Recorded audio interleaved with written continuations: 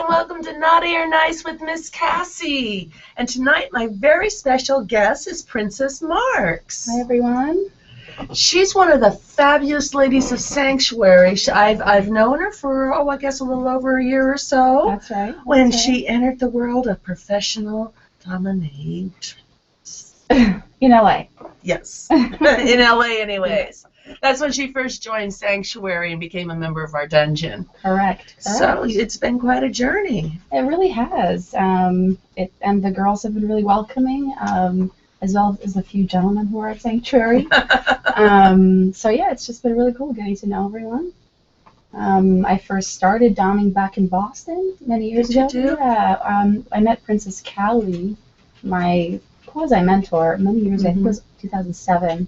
And didn't do anything about it until 2009 when I went to one of her foot night parties that she used to host. And, you know, from then on it was like foot night after foot night and a few sessions here and there and not really full swing like pro-dom, like full-time until I moved to LA. That allowed me sort of a little bit of the distance that I needed since my anonymity is obviously concerned. That I needed to do it in a more, open way where I could advertise and so without worrying about being recognized by family. So that's the reason for the mask is correct. Well, it's just anonymity in general. I also have a vanilla career. Many pro-doms do. Yeah. Many people that work in the industry do have vanilla careers. We are full-rounded people just like you. We just happen to have an interesting skill on the side. Exactly. Very interesting. I know a lot of people that, act part-time or model part-time and stuff, and they still have vanilla jobs. Yeah. It's like, and a lot of us are fetish models, and, we're providing fantasy role play in what we do. So, it gets confused with a lot of other things, but you get down to it, we are very well-trained fetish models. We are. Fetish model plus, and there's a lot of the women that I've met are writers, and a couple are either school teachers or professors or whatever. So there's a lot of variety. There absolutely is. Yeah. These are smart, intelligent women. Oh my God, yeah. I know women that, working on screenplays and different things, and they just needed a more flexible work schedule. I know a real estate agent that was doing this part-time. Awesome. Because, the real estate market was pretty hit or miss there for a while, and she's like, I kind of need to fill this in, and this happens to be something I'm really good at. Can you blame her? She gave it a try when she saw the ad for Sanctuary. Very cool. And it's been really great for a lot of girls. I know there's a few girls that use it to supplement what they need to help to get themselves through college. These are not girls that are just doing this because they don't have anything else to do. No. They're smart, intelligent ladies that, I know a couple girls that, they're on their masters now. Amazing, and they've got this whole thing planned out, of how they work in this and when it's going to be time to release this, and I am just absolutely amazed at how smart our this generation of women is. I think we have someone actually at Sanctuary studying to be a physicist one day, or like a chemist, like chem physicist, something like that, and I'm just like, I'm in love with you right now. So and you have can we talk about your side? Maybe you should leave that for another time. But Miss Cassie's also awesome in her vanilla time. I do a lot of different things. Okay, very good. We'll leave it at that. Yeah, we've discussed Miss Cassie many times on the show, but this show is about you today. All right, it's about me. Yes, absolutely. So you started your pro-dom career back in Boston when you hooked up with Princess Callie, got your feet wet, quite literally feet wet, because you are into foot worship. I know that's one of your buzzwords is you are a foot and shoe fetishist. Very true and very correct. And I definitely got my feet wet because they were dripping with saliva. Oh! What do you think of that, Mel? It's have Mel not into foot worship at all? No, my mother had the most grossest feet in the whole world, and she would want me to touch them, and I wanted to throw up. And so feet are not my thing, and I'm really ticklish, and for a dominant to be really ticklish would not be a lot of fun. No. They would be topping me. Yeah. But yeah, go ahead, enjoy. Traumatic. Well, you know, trauma never makes for fun reliving. So, but yeah, that's sort of been it was my entree into the scene, into the pro scene anyway. And it's sort of been one of my staples in terms of, you know, clients, one of my bread and butters. Well, yeah, I know early on we were able to tell you about the foot knot thing that I think you've been going to. It's in San Bernardino now or something. It's all over the place. Yeah. It's really grown by leaps and bounds. It's huge. Yeah. And I think they've been doing it for at least 10 years, maybe. Actually, one of the parties is celebrating its 11th anniversary soon, so they've been going on. It's Steve Savage runs Foot Night International, and they're just, you know, they're all over the country. I've done the events in Boston, in Dallas, in San Francisco, San Diego, of course, Orange County, and here in LA. So, and I think there's one in Florida now. So they're everywhere. I mean, that is amazing. Yeah, if you're into foot worship, those are awesome. Yeah. Now, how does a pro dom get involved in these parties? Well, all they really have to do is reach out to Steve Savage or to the Foot Night International franchise, and I'm happy to connect anyone I know or anyone who finds out about it through the show. And I know they have, you know, the LA parties tend to be really busy, tons of guys, tons of models. They refer to us as models. Nice. But so, yeah, just reach out to either me or to Steve, and I'll forward your request. Oh, that's awesome, because I know that there's a lot of girls that they really do enjoy receiving foot worship. Yes. And, you know, and it's definitely something, you know, on their repertoire of skills as a dom. Yeah. You know, but, you know, not everybody finds out early on where all these foot parties are, and where do they find this very special client, because I know the few foot fetish clients that I do have, they're a very niche-y crowd. They are, yeah. And once they like your feet, they really like your feet, you know? Oh, absolutely. And I just want to also say, it doesn't really matter what kind of feet you have to be a foot model. Like, my pretty is not your pretty, and it's most importantly, it's not the customer's like version of it. You know, there's no like one standard way. Really, truly, there isn't. No, there's not. I know down at the dungeon, we get requests for all different kinds of feet. Right. We get requests for feet that have been in smelly sneakers for a week. Right. You know, there are people they're into stinky feet. Right, exactly. You know, some that are into natural feet. Dirty feet. Some that are into perfect pedicures. Right. And I know some in particular that if they are into the pedicures, a lot of times they exclusively only want the red polish. That's a huge fetish, actually. That or the natural, the French. Yes, the French manicure are the red polish, definitely. Yeah. You know, because when I've tried to wear purple or black and it looks great. You think it's awesome. Yeah, and it does, and all the girls are like, God, that is so cool. I wish I thought of that. And then you meet the foot guy, and he's like, I love it, but I wish it was red. Right. I've met people who like don't like sparkles because they don't like the texture of the toenail. I happen to have feet that are like catalog feet because the toes are all in the line. Nice. But I can't tell you how many guys are like, no, I want like the second toe to be longer than the big toe. Yes, monkey toes. Yeah, like some people have just really weird preferences, and it's totally cool because that's what kink is all about. So no matter what your feet look like, there's someone out there for you, just FYI. It's all about acceptance. That is true. Yeah. So you also mentioned that you were actually born and raised in Eastern Europe. That is correct. So what brought you to the United States? Well, I'm from the former Yugoslavia, and Woo! You know, yeah, how about that? There was a war there in the early 90s, and my parents thought it would be wise to leave before it started, so we did. They just thought we'd have a better future here. I was only 10 when I left, and 12 when I came to the U.S. So, yeah. So whereabouts in the U.S. did you grow up then? Well, thanks for asking. We first landed in Florida. We were there for a few years, and then we were in Boston really for most of the time that I've grown up in the U.S. So a lot of your formative years, it sounds like, was in Boston. Yes, and they were. Having to meet Princess Callie at that time, I imagine she was quite an influence. Oh my God, she was you know, to this day an inspiration.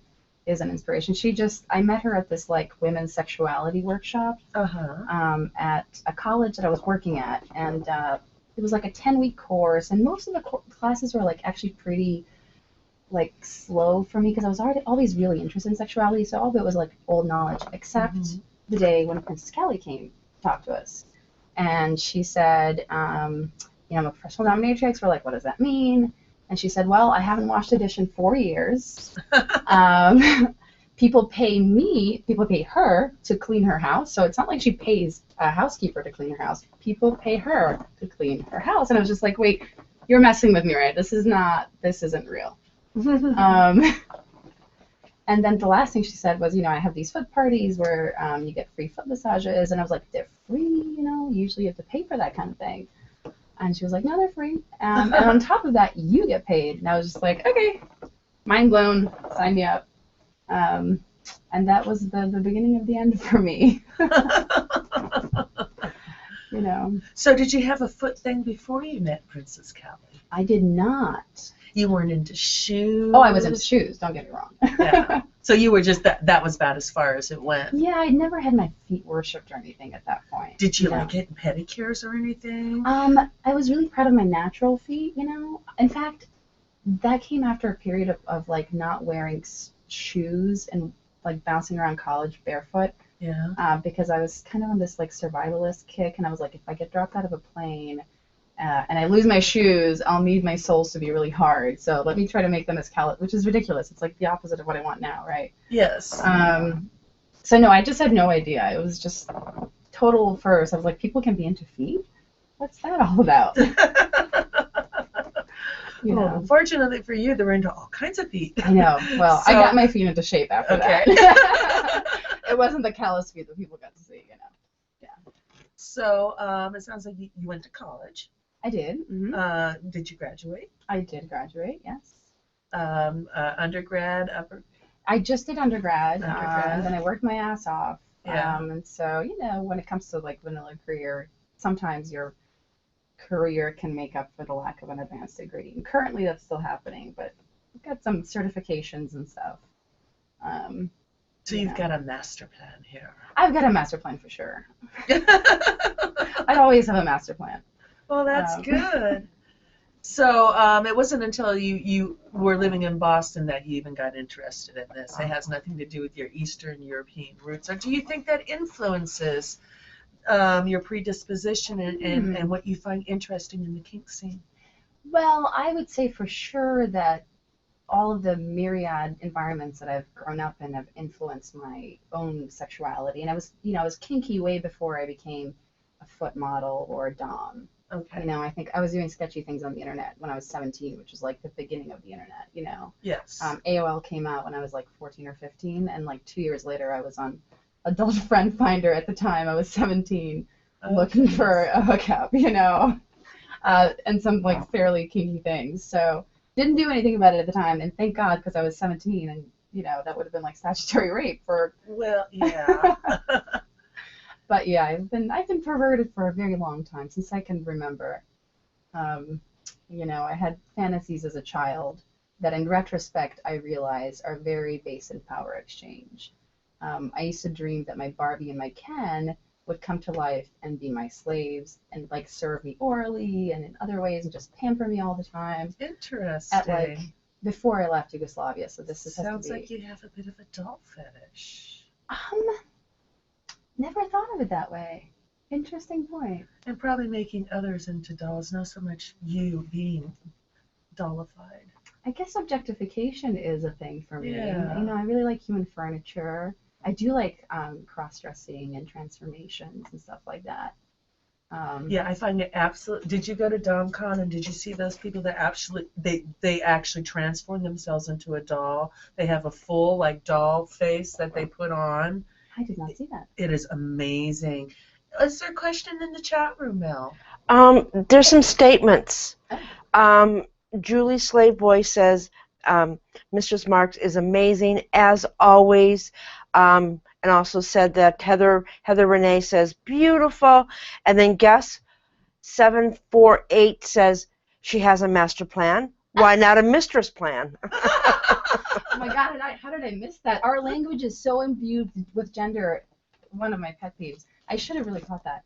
I think I might be a little camera nervous. Oh no! But you know, we can't always catch everything. So Okay, we'll call it a grand plan. A grand plan. Yes. A grand plan. A grand mistress plan. There you go. But thank you for that point. That's really important and really good that you asked that. Touche. Well said. I know who that is. I'm wondering. Any more interesting comments, Mel? We have quite a few people that are in the chat room. There's a lot of people that are watching the show. If you are watching the show and you are not in the chat room, please go to TSRnetwork.com, click on Watch Live Shows. Come on in. We have it's Pet DJ. It's Pet DJ. Pet DJ. Yes. And then we have guest 748. We have Julia Slaveboy in the chat room. We have guest 683. We have another guest, I just lost it, and we have Heather is in the chat room. So a lot of people are in the chat room and they're starting to talk. They said, I see she has pet peeves too. So that was from Pet DJ. Yeah, never mind. Oh, so is Pet DJ within your realm? Pet DJ is my alpha sub. Your alpha sub. Yes, and that means that he's on the top of the sub pyramid. Very nice. Yes. And you mentioned pet peeves. Does that mean that you have some pet peeves about your subs? Not in particular. You know, I think I'm really selective, so I tend to choose subs that I really can deal with and tolerate. So not with them. But I mean, we all have pet peeves, right? Oh, yeah. I think mine would be, one of mine is incompetence. I hate to say it, but, you know. And I allow myself to be more impatient with my submissives than I am in, like, the vanilla world, which I think is one of the privileges of being a dom. Well, true. You know? True. You know, it's like, I have kind of a two-strike thing. It's like, you know, you can mess up one time, but, you know, you will make up for it. Mm-hmm. You mess up a second time, especially if it's the same thing, it's done. It's done. I don't give another chance. I give you one extra chance. Yeah. You know, there's a learning curve, but I mean, if I can't keep retraining and retraining. Right, it's like we need to train one thing, you need to get it down, and we need to go on to the other thing. I'm building a dynamic here, and it needs to run a certain way.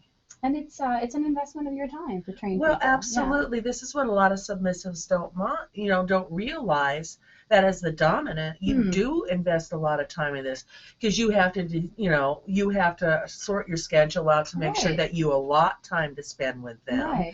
That activities are arranged for, to have the dynamic work. And was there a question in the chat room, Mel?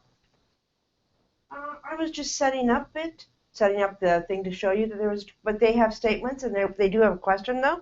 Okay. Julie and Pet DJ, they want your personal opinions of female supremacy. Oh boy. Where do we begin? Well, please enlighten us. Sure. Well, it's it's a concept I have Princess Callie to thank for. I think I certainly identify as a feminist prior, before. I think female supremacy is like many degrees beyond feminism. And I think when you're a good feminist, you're taught that everyone is supposed to be treated as equal. And I think that's the case also with race relations and with gender, with, sexuality relations. Like, you're taught to be a good, respectful person to the offending group, just to do the right thing. But Princess Callie came in and she was like, no, screw all that. I'm a female supremacist. I'm going to go the extra step and say, it doesn't have to be equal. I want women to be on top.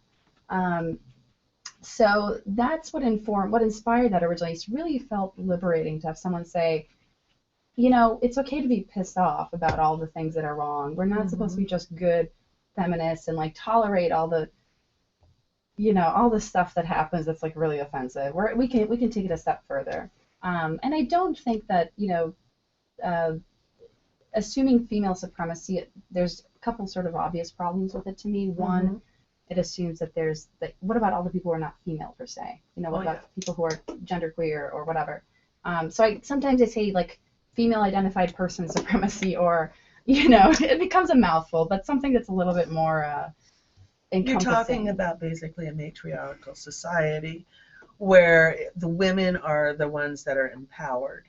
Basically, they make the toughest decisions. They kind of control the thought of the group in the direction that they choose to go in. Yeah. And that it may be that, you know, well, just like we have with the male for many years was the breadwinner. So, yeah, they felt that he should be paid more because he needs to do this, he needs to do that. Where we are, you know, as women, female supremacists, we are taking charge and we are assuming that CEO role. Mm-hmm. As a matter of fact, my friend Era, she was such a dear, 76 years old. Oh my. I just loved her to death, and she was going on and on. She says, you know, I just love men, but I think from the age of 12, we need to put them all on a ranch and corral them up because they are no help to the world after that. Yes, it's you know, it's like turn them into stud. And she says, that's all we really need. Women can run this world. Yeah, and I think probably more efficiently. You know, I think there'd be a lot, I mean, I don't know, this is essentialist to say, but I feel like there'd be a lot less conflict. Not that women don't bring their own dose of conflict, we sure do. Yeah, she says, my sons were wonderful till they were about 12. I do think men should be in service to women. You know, I think she's right about that, as opposed to being the other way around. I think, and I don't believe that men don't have the capacity to overcome this. I don't think it's a condition of their physical sex, you know? Like, I think men can overcome the limitations that essentially arise from, like, this right here and the hormones, well, you know? I used to be in IT. I did tech support for a number of years, and I was the person that was primary on the help desk and in charge of delegating assignments out. And I actually had to delegate them according to gender, depending on what I wanted done. Really? If it was a task that required any kind of multitasking, went to a female.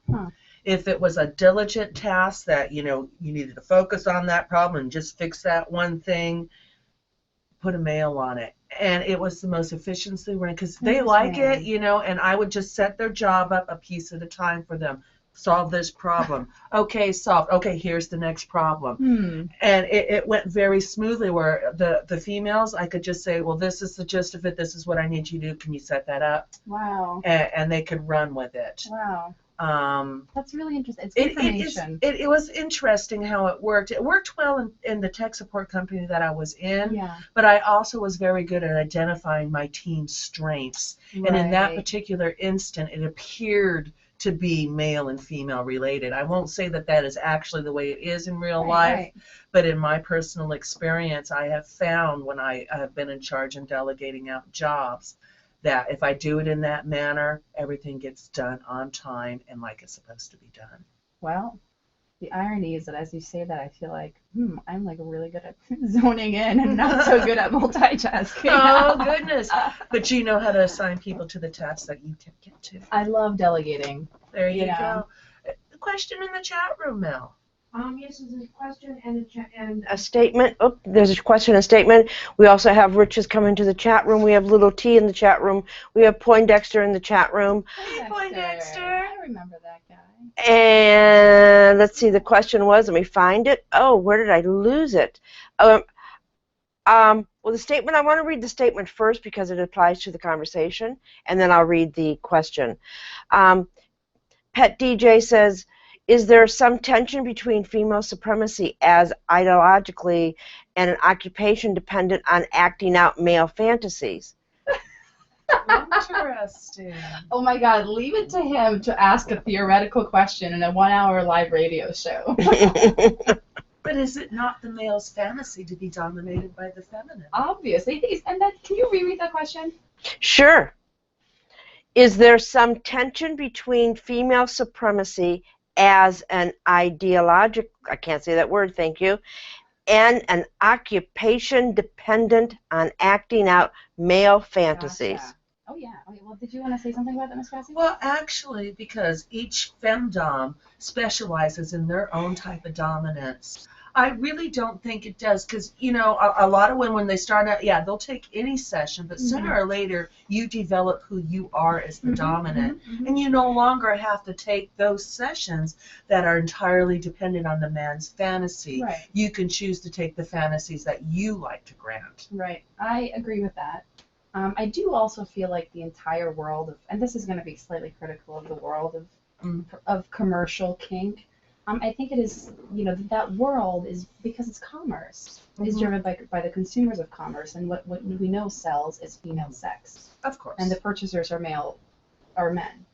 So Usually. there is an inherent tension there, I think, between like really reconciling what I believe in as true female supremacy and, you know, in the larger system. But I think you're right. I think you get to, as a dom, you get to choose which sessions you take, and if there's any client that you don't feel comfortable with, you shouldn't take a session. Yeah, there is a certain amount of control there. But yeah, getting back to the crass commercialism and how things are sold, how our products are sold, whether you realize it or not. Sex is behind absolutely everything. One of my favorite books of all time is called Subliminal Seduction, and it's about how advertisers tap into your subconscious. Right. They actually draw genitals in those ice cubes that are in the drink on the billboard for the alcohol that everybody wants to do. This is all subliminal stuff.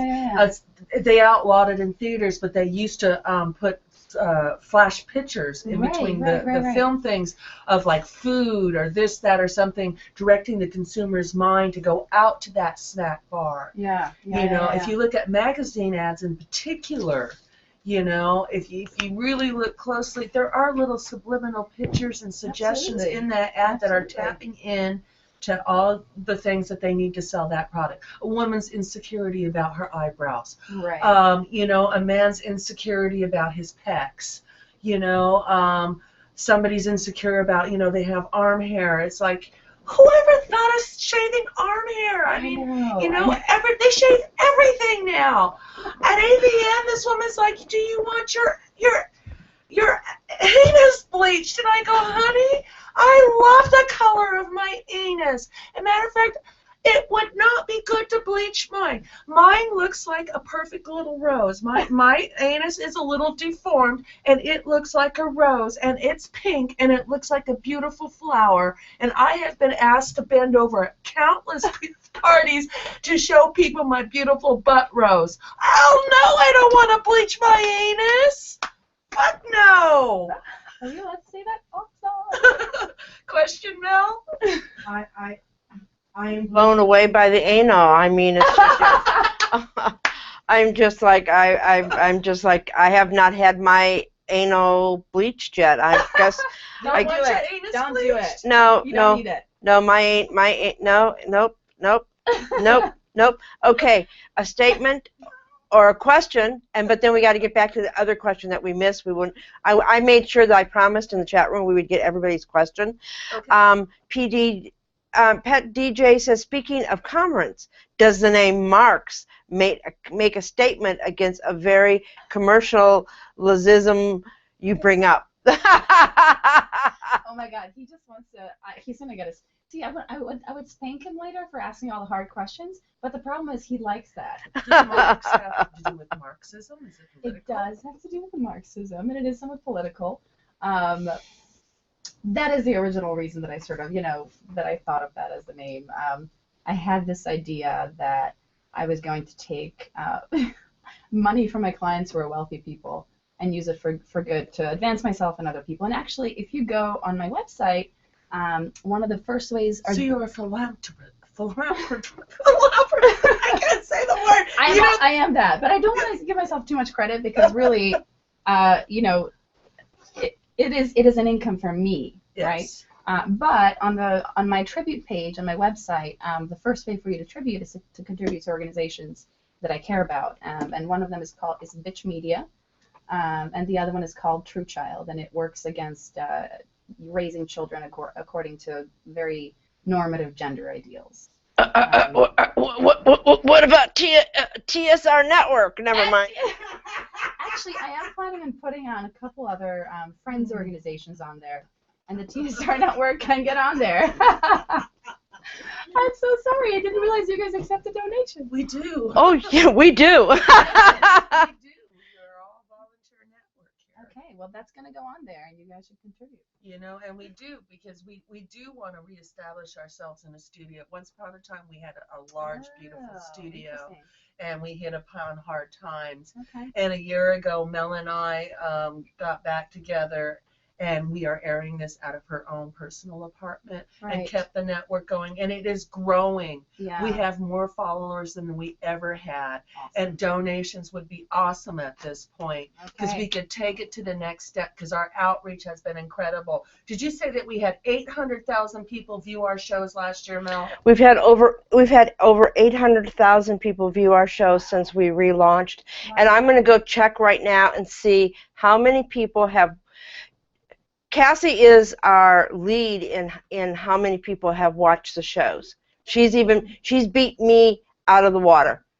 I mean, she has one show, so I'm going to go and get the figures, and I'll have the figures before we end the show. But we do have a question. But yeah, that would be awesome. Contribute. One of the questions. Oh, that would be awesome. But Julie Slave Voice wants to know, what do you require of someone to be your slave? Yes, what's your protocol? Okay, well, so in the first place, obviously, we have to meet in person. And I have to determine there's a personality match. And I have to determine that I think that the person is going to be able to perform the tasks. And as we sort of hinted at this before, but I really try to assess that I'm not going to get someone I have to tell things twice to. Like, sure, everyone makes mistakes, but they have to be like actual like mistakes, like I thought something different, as opposed to like doing it wrong and doing it sloppy because they're lazy. You know, I select very carefully with respect to that. And then there's a modest slave ownership fee, and usually a minimum sessions requirement, like a monthly sessions requirement. And yeah, then we take it from there. We have a first meeting. We determine whether the service is a match for both people. And then the training can begin, you know, once we determine whether the service is a match. Okay, so is your initial contact via email, in person? There's a contact form on our website, and they can use that. Okay, it's a slave application / contact form. So if anybody is interested in being considered to be under consideration as a slave for you, are submissive, do you classify them as slaves or submissives? It depends on the person. Some people are more slave in mentality, and some people are more submissive in mentality. And so I do have a number of submissives, and I am interested in having maybe one more slave, but we'll have to see about that. For me, the distinction is different. A slave has a different mentality and attitude from a submissive. Well, absolutely. Yeah. Now, when it comes to collaring, do you collar submissives, or do you only collar your slaves? I collar submissives, but to date, I only have one person I consider collared. It's not something I take lightly. You know, I'm one of the school who think that like collaring is a lot like marriage, and you know, you can be service collared, but again, it's something for which I require prolonged, continued service. So they have to earn their collar. Yeah, oh, of course. You know, and someone may wear my collar while they're serving me or while we're at a public event, but it's very different from actually being collared. Yes, I know a lot of people, they have like, you know, the like collars that they have for the submissive just to wear when they're in public, even though they're only under consideration. And after a certain amount of time, after they go through whatever protocol positions or regiment that the dominant decides, then they put them in the next stage collar. If they pass that, then eventually they get a collar that's made just for them. Yeah, exactly. And my alpha sub does have a customized collar, but we haven't done the formal collaring. He's been in service to me for over a year now. Nice. So you know, it's a step-by-step thing. Oh, absolutely. I know. I personally, it's like I have like an email regiment that we go through first. It's just like, I will not take anybody unless they can write a proper letter. I'm sorry. It's got to have a greeting, a body, and a closing. Right. If you cannot do that simple thing for me, that tells me you don't pay enough attention to detail to be of any use to me. No. I mean, people should be willing to make a minimum investment. You know, and I don't think that's that much to ask. No, for what they're getting, certainly not. No. You know, and I mean, Yeah. that's one of my pet peeves. Right. But you know, that's where I start. You know, I have to see if they're willing to even go that little extra inch. Right. If they aren't even willing to do that much, Oh, hell no. are they going to be willing to do what it really takes to do service? I mean, it's very easy to weed people out that way. You know, if you don't write a considerate email, and if you're not continuously considerate, bye-bye. You know. Well, exactly.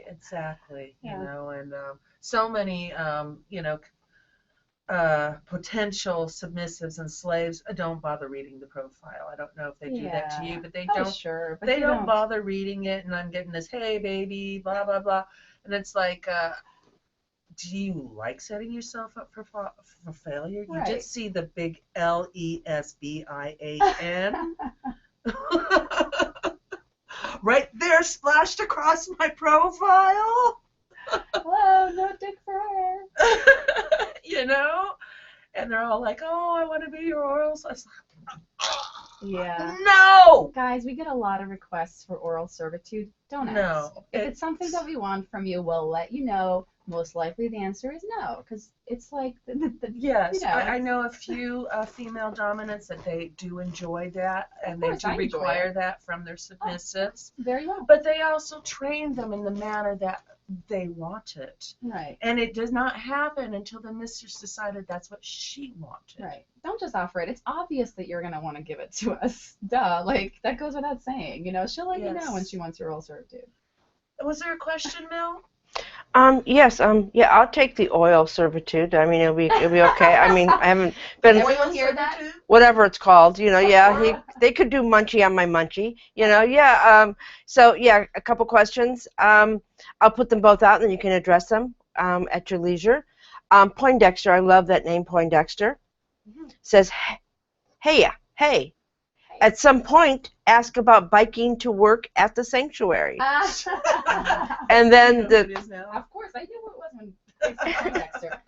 And then the next question, if we can get to both of the questions, guest 748 says, what are your feelings on financial domination? Okay, let's take the easy. Which one is the easy one?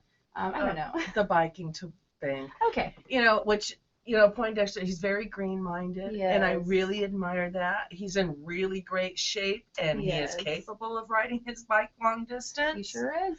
You know, I know personally I love to skate, but I work too far away to actually be that green about commuting that way. Yeah. But I'm all for it. I mean, you know, I spent a great deal of my life riding my bike or roller skating places. Yeah, and you're in amazing shape. I've always thought that.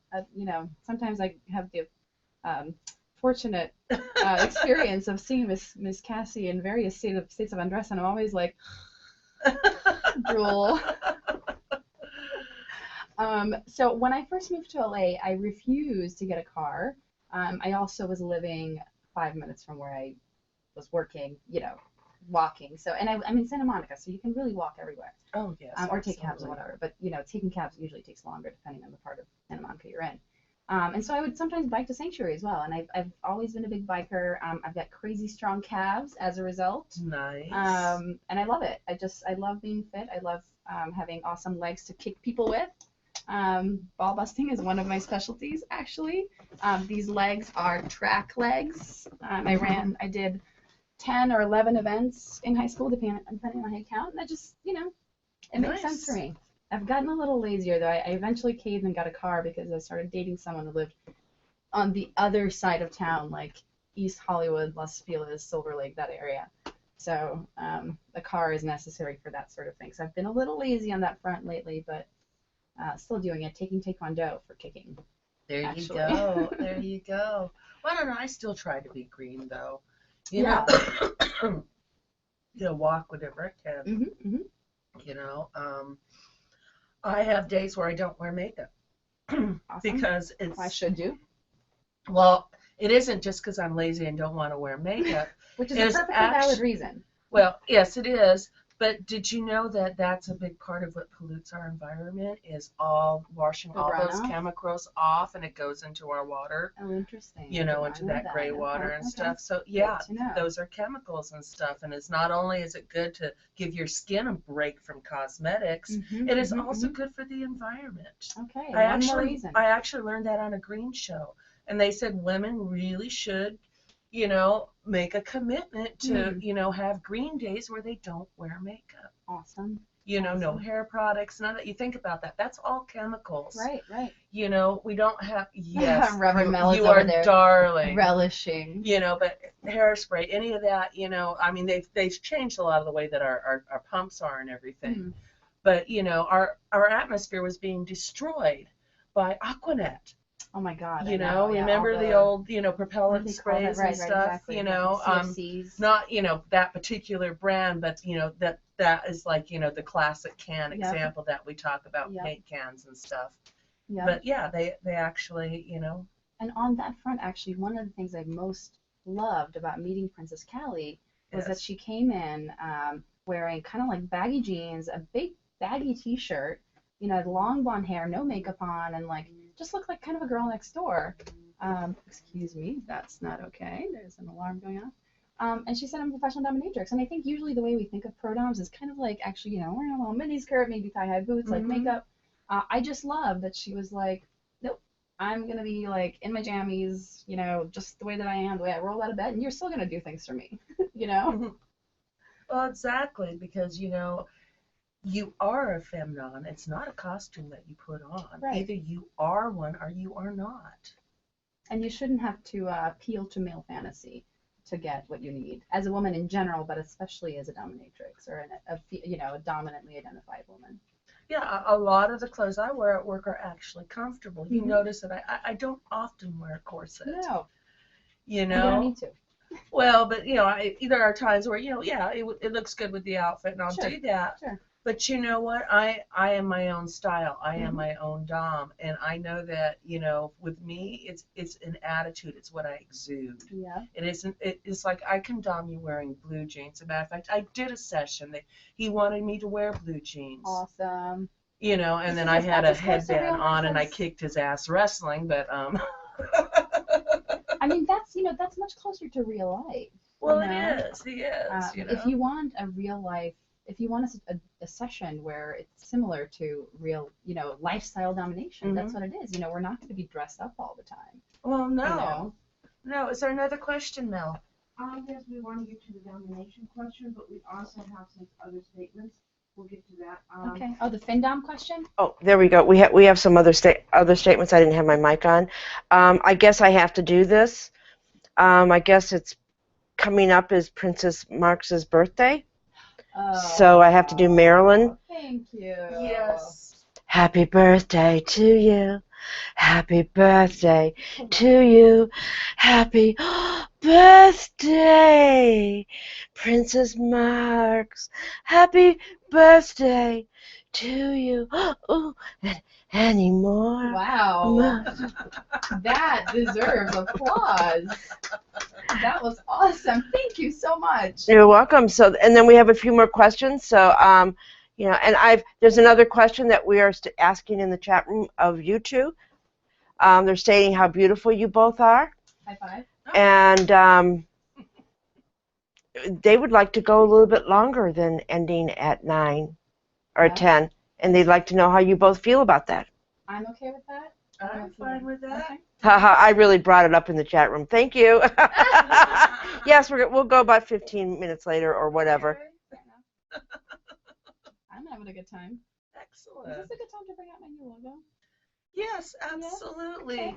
Princess Marx has designed a new logo. Actually, my Alpha Subs designed it for me. If I can just get it out of here. You guys, you can't see this, can you? That's a shame. They're applauding. They're applauding right for your happy birthday. Sorry? They're applauding for your happy birthday. Oh, that's nice. So Princess is going through ordeal here, which is usually what the boys would be doing. I like to put my slaves and subs through ordeal, but it looks like it's happening to me. Okay, we're just gonna have to do it the hard way. All right. Where is it? Here we go. There we Okay, go. here we are. Yes. So, Miss Cassie, if you wouldn't mind holding the There we bottom. go. So I just want to commend, first and foremost, my Alpha Sub Pet DJ for creating the design, and then Nice. Slave Boy Julia actually for putting it into practice and adding certain stylistic elements and really making it look really polished, because Pet DJ's design was very rough. He's not an artist, but he had a great idea. So this is a combination of the feminist movement sign, and then the fist is PM, Princess Marx. It says Princess Marx and a little crown. Very nice. Yeah, and I've got a bunch of merch that's coming up with all that logo business Yeah, I on noticed it. that you had this on your Twitter. I did, and Avian. Yeah. I was plastering stickers all over people, and Nice. yeah, I'm very excited. Yes, that's one thing you do very well is your marketing. Thank you. Thank You know, because I mean, you efficiently use all the social media. You are into your logo design. I mean, it's so important, ladies, if you choose to get into this professionally, that you learn how to brand yourself and how to market. It is one of the most important things you can do. He's right about that. My arm's hard to use. Yours? And we can take it down.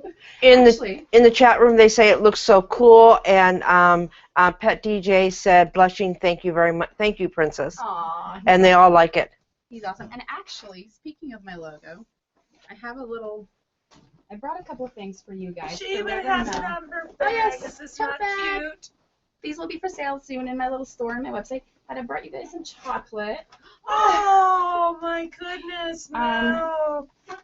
Chocolate whoopie pies. Whoopie pies. And if you guys are into that. Ooh. And then for Miss Cassie, I didn't wrap it, but I should have. I brought you a mug with the logo. Oh my goodness, thank you so much. I thought you might like Check that. it out. I see you often drinking coffee around the dungeon, so I figured that would be Yes, I appropriate. do. I do drink coffee. Now, you don't have to drink out of that, but it's yours. Oh, thank you. Oh no, I could definitely use another coffee mug, trust me. I just moved. All I got are Christmas mugs. Oh no! All right. Oh, Well, yes, yes. come get the No, chocolate. no. Which one do you want? She wants to steal them. Mysterious hand. Bad Mel. Good Mel. Oh. Any more questions in the chat room now? I think there was a question about FinDom earlier. Well, the Financial domination. financial domination. Was the question just, do I do it? Is that it? Well, I think it was what your opinion of it is. You know, I think it's fine. I know some people do very well at it. Sure. You know, I think true FinDom slaves are actually rare. Mhm. There's a lot of guys out there who say they want to pay you, and what they really want is to engage with you and for free, and to, as one of my friends put it, steal your time. Mm. One of my friends is a PhD student doing, I think, in communications, and she's like, that is theft. And I'm like, you're right, because I'm working when I do some of these things, and if you want me to sort of dom you, you should value my labor. I totally get it. Your time is valuable. Right. I get this all the time with the rope and people trying to get free rope lessons with me. Yeah. And then, trying to get private lessons from me. And I'm like, if you want a private lesson, you will pay a regular session fee. Right. You're a professional. You have a skill. My time is valuable. I had one guy go, well, only doctors and lawyers get paid that much. And I said, I've probably trained as long as a doctor and lawyer at what I do. Right. And if she you is knew how many excellent. hours Oh my that God. I trained to do rope bondage, to the sir out there, well, you're not a sir, you're a creep, that try to get the free lessons at me and whose jaw hit the floor going, well, I can give you promotion. It's like, I can't eat promotion. No, yeah. And I'm sure if you had infinite amounts of time and you had all your, you were financially, you had no financial needs, you would be more than happy to give pro bono lessons. But the reality is... and you'd be surprised. Sometimes I do teach at certain things, Yes, and you I do do. not get paid. Right, I do it because I support the event that I'm at or I'm behind the organization. I don't always do these things for money. There is a greater good out there. Right, but this is your profession, And it should be respected as your profession, and women's labor should be paid. Any labor should be paid, men or women. But exactly, you know, and it's just like, you know, you would not expect me to go to your office and say, hey, clock out for an hour and keep working and don't get paid. Do this for me. You'll do that for me, right? Well, if they're a slave, they might. But as far as I recall, you're not being a slave to any of these people. No, so. I'm not. And you know what? I would never do that to my slave. They need means to live on. I would never, ever drain them of their financial assets. Right. Because that's a detriment to them and in turn to you because you can't have them serve. If they are not happy and prosperous and they are not comfortable in their life, they are not going to be very good to me as in service. Exactly. You know, and if they want to do something out of the goodness of their heart and get something for me, that's one thing. I appreciate tributes. Right.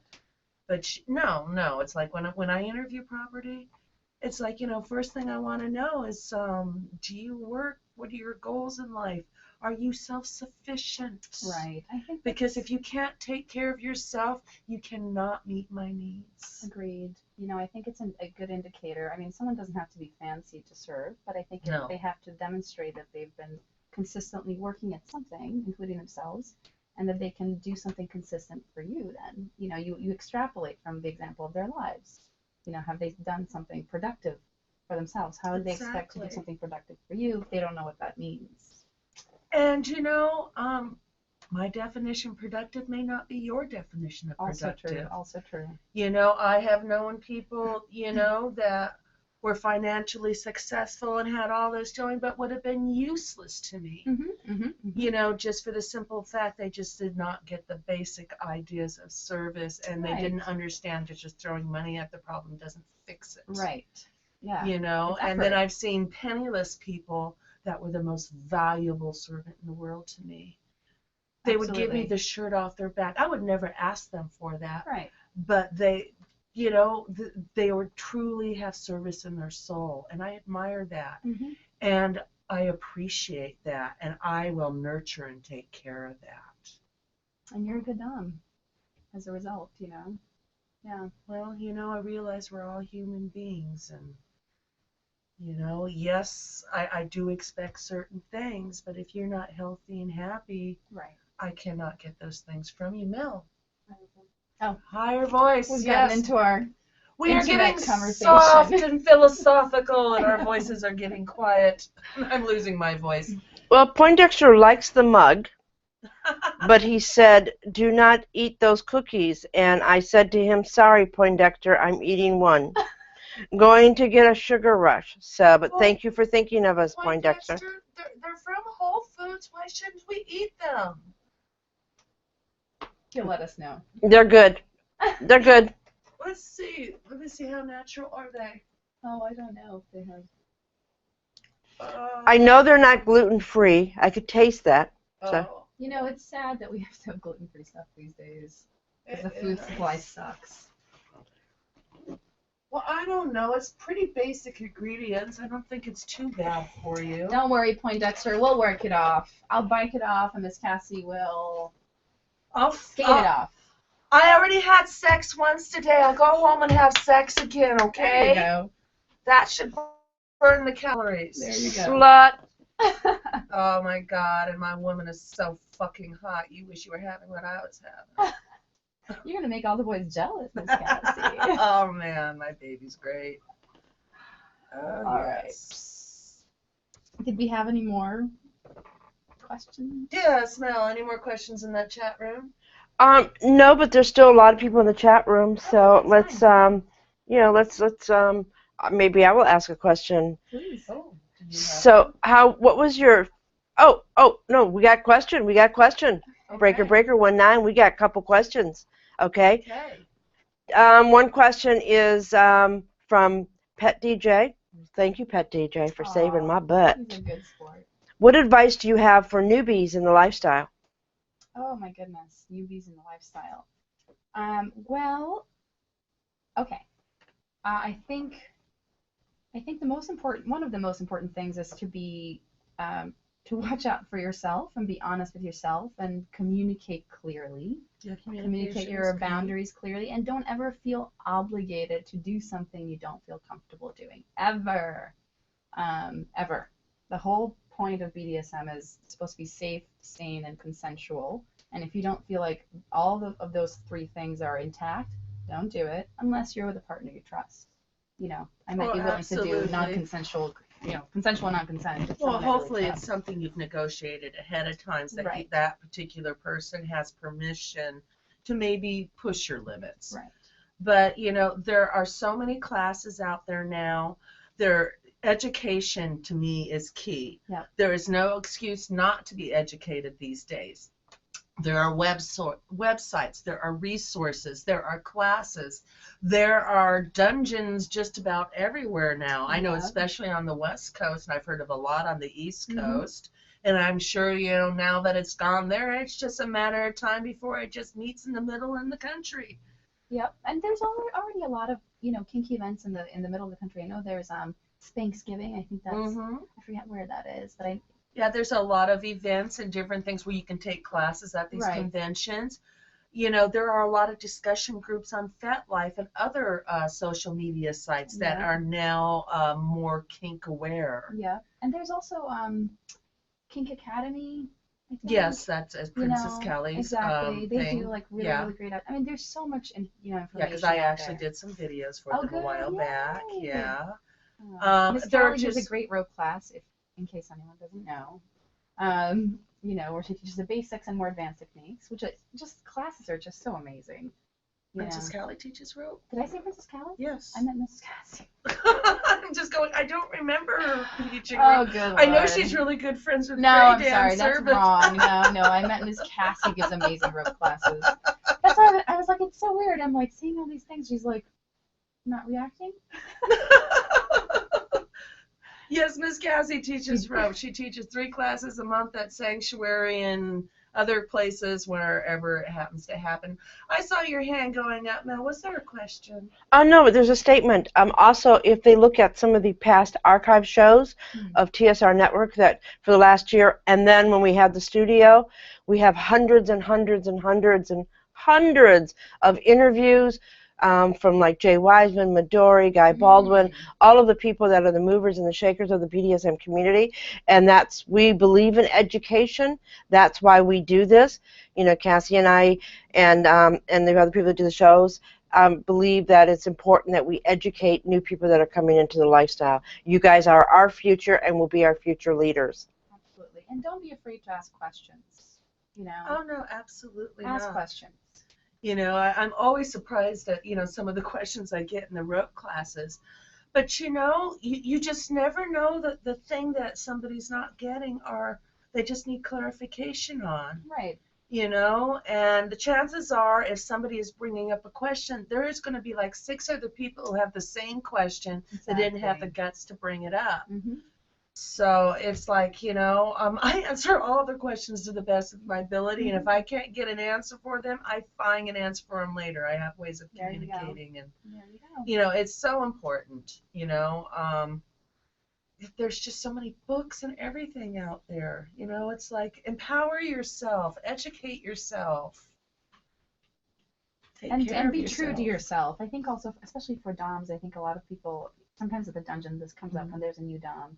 People are, I remember one of the girls who was really into being a little, was like trying to decide how to do her business cards, and she's like, oh, look, I really want this unicorn with a rainbow, but maybe something, not everyone's into that, you know, into you littles. And I was like, you know, it's you. Like, this is going to become your personal brand because it's you, and you're the only person with that specific, like, taste and predilection, you know, so just run with it and just be true to yourself, and, you know, those people who are really into that as well will come to you. They'll be like steady clients. Oh, that's true, you know, and it's always surprising when you find somebody that has the same fetish as you do that you thought nobody else in the world was involved. Is there another question, Mel? Yes, there are 2 questions, which is great. I'll put them both out, and I'll make sure that we get them both answered. Julie Slaveboy says, is there a place where we can buy videos and pictures and such, and stuff with the logos? And then Guess 748 says, would you recommend this as a career to a young woman generally, or do you think it takes a certain temperament? Okay, let's answer the easy question first. Yes, your websites, merchandising. How do we get in touch with you? How do we session with you? Okay. That's a really good question too that I forgot to address.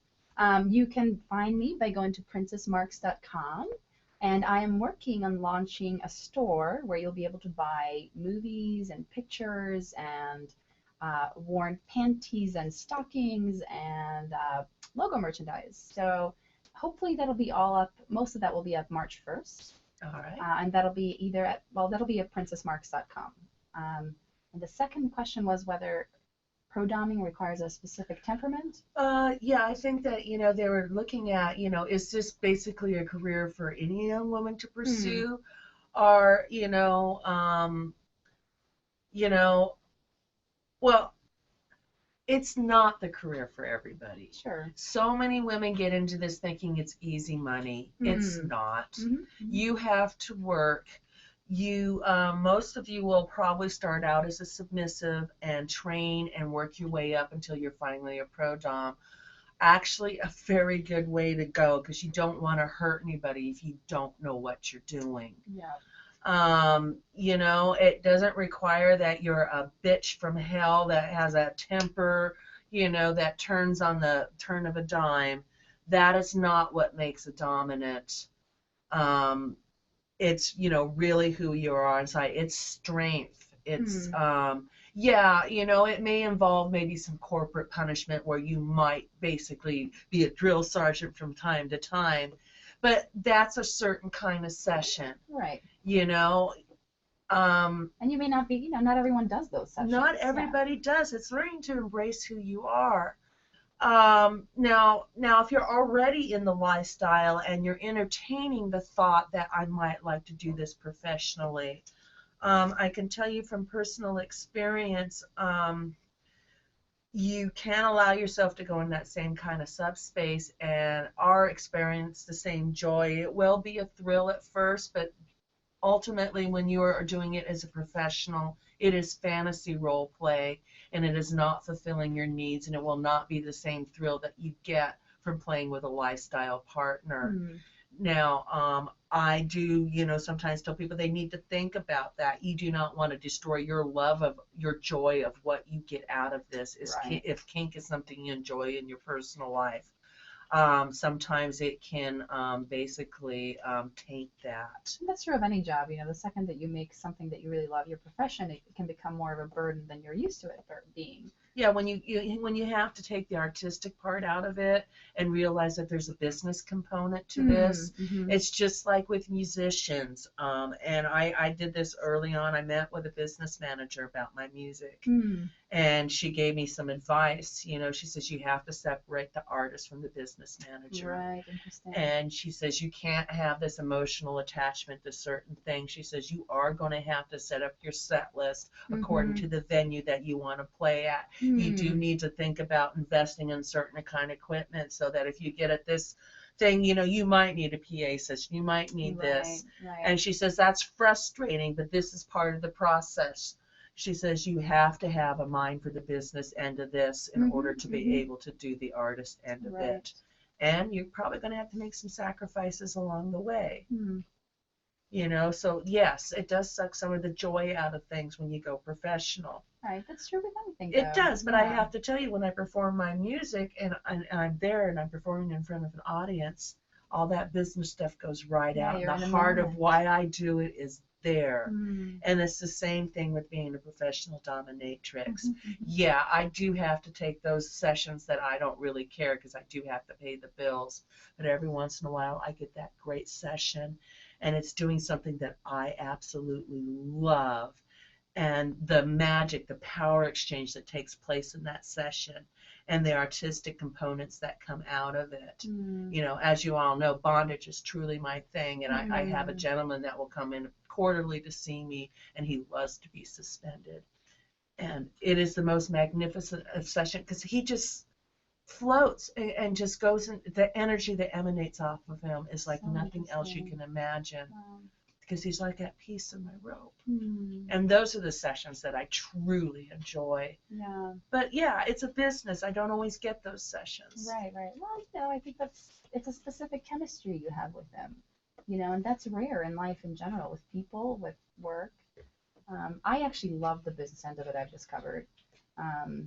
But advice for you know, is a certain kind of temperament. I think, you know, at Sanctuary we have so many different kinds of DOMs, so many different kinds of personalities. I certainly wouldn't discourage anyone from trying. Not if that's what you truly think you want to do, but think about it. Right, and have a backup plan, for sure. Because I've known so many girls that have been playing in the lifestyle, and then when they try to do this professionally, it just kind of doesn't get there. Or so many have a fantasy of what this is going to be like, and the reality of the situation is, yeah, it's kind of a job. It's a job. It's a job. Which is why it's insulting when people ask for free things. It's like, no, honey, I work at this. You know, this may be lifestyle, but this is also my work, and you should respect that. Well, absolutely. And there are lifestyle dominas out there where, yeah, they might want to set up a lifestyle dynamic with you, but that's a personal relationship. Right, right. You know, which is different from what we do. We are actually providing a service of fantasy role play. And that's a much higher, I think, barrier. You know, personal relationships are even harder to get than a commercial exchange. Exactly. It's much harder to make that connection. But I would definitely encourage people to try it out for themselves. Just be aware that it may not turn out to be for you. And I would definitely say to anyone who's doing it that you should not only have a backup plan, but while you're first doing it, like any startup, you should have another source of income so that you're not depending on this solely, you know. Well, yeah, and you should transition slowly. This is service work, and anybody that works in the service industry, no matter what industry you're in, it ebbs and flows according to people's incomes and the economy. Right. You know, so there will be feast or famine times. Right. But if this is truly something you want to do, just like anything in life, you'll make it work. Is there a question, Mel? Yes, there is a question from Poindexter, and I'm going to try to do it justice. Okay. Okay, here's a question. Miss Marx Submissive really wants to please, and then I don't understand this one part. They left, and now they're right. And it's about what perfect scene would you want to create or would you want to do? I hope I got that right. Okay. That's a question for me? Yes. Okay, so for me, scenes are a collaboration between two people. So it requires not only my tastes and my preferences, but also the other person's. I think if we're talking about personal servitude, that's a different matter. That's where I say, this is what I need right now. I need you to clean the dishes. I need you to do some filing, whatever. That's there's some people are really into service, and I'm really into service, and that's a kind of scene as well. But if we're talking about more sort of fetishy scenes, I think that's, for me, a collaboration between two people. Do they mean a play scene, or are they talking? I don't know. We'll have to wait till Poindexter gives us a statement because he's watching the show. While we're waiting for that, we could also do Princess Marx. What do your current slaves or submissives do for you? Oh. I love these questions about my slaves and submissives. A variety of household tasks, of course. Some of them have designed my logos and posters and taken pictures. Some of them, my gosh, I mean, there's no end to the things that they do. Some of them do provide very personal services like oral servitude. Those are very rare. You know, they clean my house, they rub my feet, they act as my human furniture. My alpha sub is constantly inserting himself, like, you know, his foot under my foot, or like letting me rest on him, totally nonchalantly. You know, we'll just be like watching movies or doing something on the computer. I'll just rest on him. So I guess that's sort of, you know, there's a lot of dishwashing, vacuuming, that sort of thing, because I love an organized, clean house, but I don't have the time to do it necessarily myself all the time. So does that answer the question? Whoever asked that? We always have a couple seconds delay. That's fine. And did you get an answer back about whether or not they were talking about a play scene or something a little more serious? Nope, no answer. And I stated in the chat room, I think I need a slave. I think every woman needs a slave, for the record. Male, female, doesn't matter. Just a little help. It does make a difference. Dexter had asked what? Oh, he was asking about playing and a preference. Right. What is your ultimate like fantasy scene? Oh gosh, okay, I see. Well, I have a few like fetishes. Like when I seek out porn, I do watch porn. There's a few things that I always seek out, but that isn't necessarily the same thing as like my favorite kind of scene. I'm really big into the cuckold thing when it comes to like my personal preferences. What else? Oh my gosh, I'm getting really personal. Okay, I will share this with you guys because I think it's titillating and I think you guys like that. I really like sleep assault videos where like there's a girl who's knocked out or like passed out drunk. She gets assaulted. Wow. It's so not like, I don't know if I picture like being that girl or being the person assaulting that person in a consent scenario. And again, this is also fantasy porn. It's not real life. Don't take this as license. Yeah, because I just recently had a case in the news of an involuntary drugging. Yeah, that's not okay. Yeah, that's not okay. I'm Very sure scary. No one will confuse it with that, but let's be really clear. I'm not inviting anything like that. I'm just saying in my head and as a fantasy. Well, it's like people who have rape fantasies. Exactly. It's like, I mean, that's what it is. It is rape, and years ago it was just rape fantasy, and for me it has progressed, and also years ago I used to be just plain threesomes, but now it's progressed into cuckold humiliation and forced by, over the years I've gotten more and more extreme with my fantasies, which is a natural progression. But I want to clarify that fantasy is very different from reality, and it's fantasy safe, and it's because it's not real, and it's consensual, it's not like, someone's actually raping someone, which is very different. Yes, very, very different. Yeah. Yeah, absolutely. Any more questions now? Yes, we have the person that asked the question about what your current slaves and submissives do. She says, yes, you did answer the question. Poindexter had a problem with hearing the mic because he had a robot thing that must have done something to his mic on his side. No one else is having that problem. That's not a problem. But so he didn't get the answer. So I said that it will all be archived, and he's welcome to watch the archives, or you could restate it if you wish. Oh boy, we said a lot. Let's just let him watch the archive. Sorry, Poindexter. We talked a lot about what you asked. You are a sadist. Guilty as charged. I'm also really into denial, so. All right. Well, I think we're about ready to wrap the show up. Is there any last-minute tidbits you want to let people know about?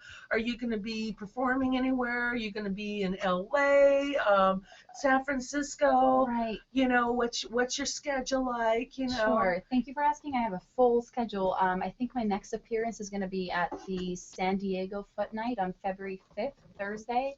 And then I'm going to Boston February 9th through 19th.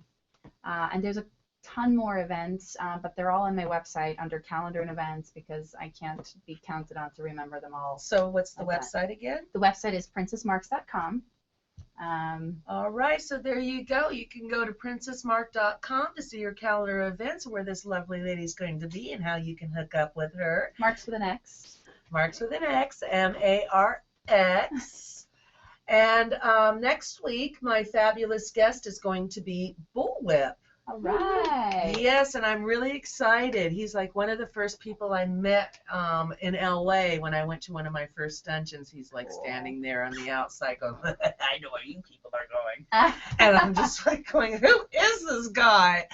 But you know what? He is the ambassador king. Bullwhip he's magnificent, and I just adore him, and I cannot wait to have him on the show next week. Was there one more question, Mel, before we wrap things up? No, but I got your figures on the amount of people that have watched that video. And? You ready? Dun, dun, dun. 27,380 people. Watched what? Wow. Watch one of your shows. That's the show I did with Sibian Master. Yep, that's a pretty good price. 1,000 people. That was a particularly good show. That's the Sibian is an incredible. amazing sex machine. Sure is. And it was really a very informative show. Wow. Yeah, Very it was cool. amazing. Very I really cool. enjoyed having him on the show. All right. Well, are there any announcements for TSR, Mel? I just stated in the chat room just now if our guest was naughty or nice for you, so we can get that started. Absolutely. They go superb guest. Princess Marx is amazing. Julie Slayboy says thank you to Princess and Miss Cassie and Rev Mel. We want to thank you for watching the show. That was great. Thank you. No, we're just booking shows. They can go on to on our calendar. We have a calendar on TSR Network. We'll be adding some new things. Genesis is no longer going to be doing her show, but she will be doing, which I'm really excited about, special events and special shows on TSR Network. And Sanctuary will be our sponsor for those shows. So, we're always looking for sponsors for shows, so they're going to sponsor that show. And it will be broadcast here on TSR Network, so we're really looking forward to that. Well, yes, and what many people don't know is that we are an all-volunteer network, and donations to TSR really does help us get our message out. We have come a long way this year, but we want to take this to the next step. We really are changing the world one vanilla at a time. Yep. You really are. So on that note, thank you everybody for tuning in, and I'm going to see you next week for a great show, and thank you so much, Princess Marx. Good night, everybody. All right. Oops. That's okay. Let's do it. Yeah. Woo, woo, woo, woo, woo. Yeah.